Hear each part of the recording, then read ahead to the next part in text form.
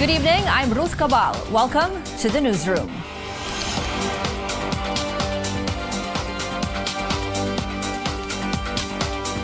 We begin with the country's war on drugs now at front and center of an international investigation. The United Nations Human Rights Council adopts a resolution calling for a probe on the country's human rights situation. With the COVID-19 pandemic likely extending to the election period, poll watchdogs say the biggest challenge is getting Filipinos to show up in polling centers to vote. They are calling on the Commission on Elections to make sure voting areas will be safe from the virus and secure from fraud.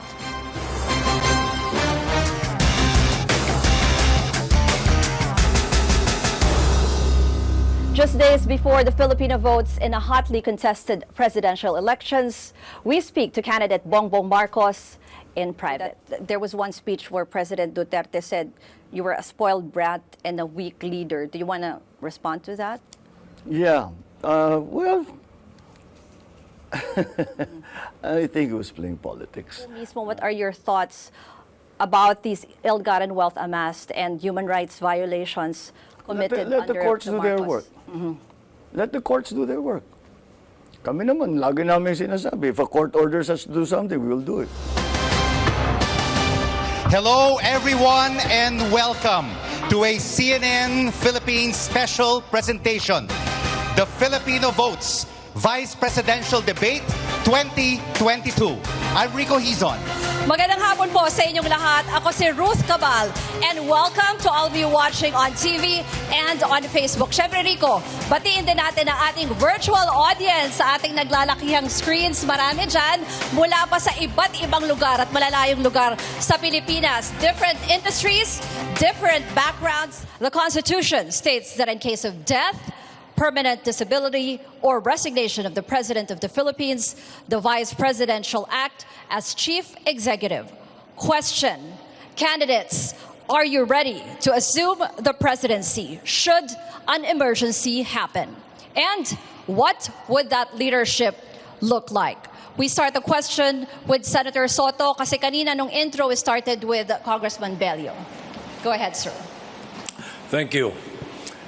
I have built consensus with 23 republics as president of the Senate for almost 4 years. We believe in our competence, experience.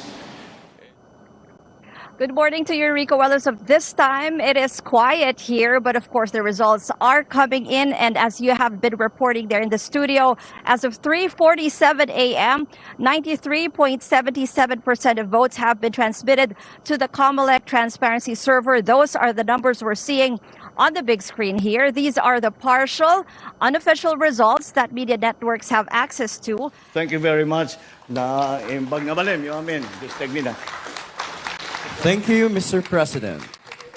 That was President Marcos attending the presentation of the 160-megawatt wind farm in Ilocos Norte. It is considered the largest wind farm in the country, projected to power over 100,000 homes. The president is saying that this is an important part of the shift for fossil fuels to renewables in the energy sector in the country. He also vows to continue to work for new renewable sources of energy or expand existing ones, including solar, geothermal, hydrothermal. President Marcos is also saying that they're looking at nuclear power, but assures that he will make sure that this will be safe. CNN International Security Editor Nick Payton Walsh joins us live from London. Hi, Nick. What's the response there so far?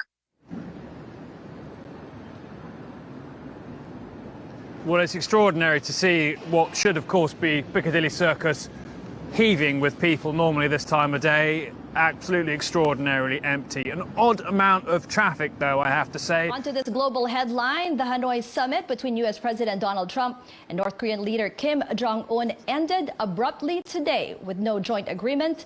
And to tell us more, we are joined by CNN's chief international correspondent, Christian Amanpour, live from Hanoi. Thank you for joining us, Christian. So, was this a surprise? Can you tell us what happened? Well, Ruth, it's good to be with you because this is an issue of great importance to your region, and we're all trying to figure out what exactly went wrong. Philippines mountains is Myanmar. What was home for this 18-year-old woman we'll call Maya. But for now, the Kutupalong refugee camp is home for her and thousands of other Rohingya Muslims forced to leave the Rakhine state due to persecution. They killed our families, Maya says. They raped us, brutally tortured us. We had to escape because they burned our houses. For some human rights groups, more than ensuring that the Rohingyas' repatriation moves forward, Myanmar should be held accountable for its atrocities. They say the Association of Southeast Asian Nations is in a critical position to push for this, as well as to pressure Myanmar to stop the violence against the Rohingyas. For the United Nations, the plight of the Rohingya Muslims is the world's fastest growing refugee crisis. But for more than 1 million Rohingya Muslims here in different camps in Bangladesh, it's just a matter of finding their way back home. From Cox's Bazar, Bangladesh, Ruth Cabal, CNN Philippines. At the same time, the president has expanded martial law in the country in areas of unrest. Now, CNN Philippines' Ruth Cabal has a first-hand look at the situation on the ground there. This is Iligan City on the southern Philippine island of Mindanao. It's about 40 kilometers away from Marawi City, where the local Mounted Terrorist Group is still fighting government forces. Many of the evacuees from Marawi are here now in Iligan. For most, it was not an easy journey. They were telling us that some of them walked for hours carrying their children on their arms. Once out of Marawi, more hours traveling by bus or by the local vehicle called jeepneys.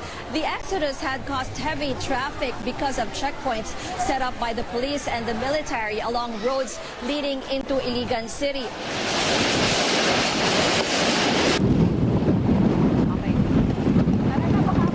Mala-exodus yung eksena dito sa Barangay Rafael Tres kasi kinailangan pang sunduin ng mga taga-PNP at mga rescuers yung mga residente para lumikas nga.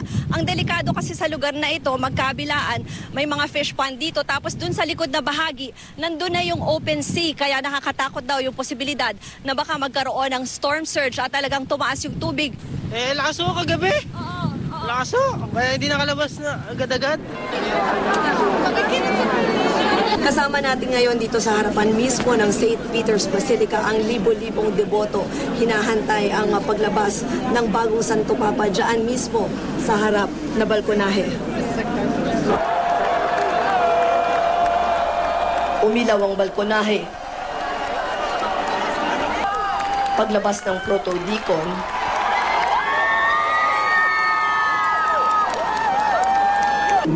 Habemus Papa.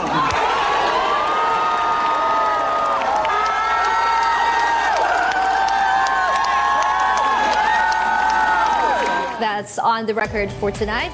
Thanks for joining us. I'm Ruth Cabal. Good evening.